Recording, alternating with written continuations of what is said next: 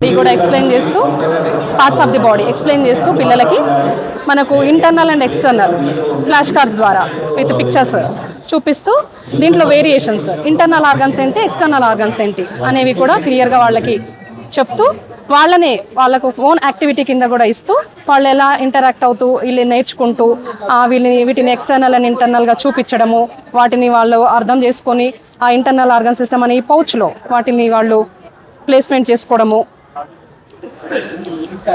జరుగుతుంది. External organ external ఇవన్నీ merge చేసుకోవాలి ఫస్ట్. దాని తర్వాత వీళ్ళన్నీ కలుపుకొని దీంట్లో ఇది ఇంటర్నల్ కిందకి చూపిస్తారు. ఇది ఇంటర్నల్ కిడ్నీస్ ఇవన్నీ. ఇది external mouth, eyes, ears, nose, face అని చెప్పేసి వీటిలో కూడా వీళ్ళకి డిఫరెన్షియేషన్ తెలుస్తుంది.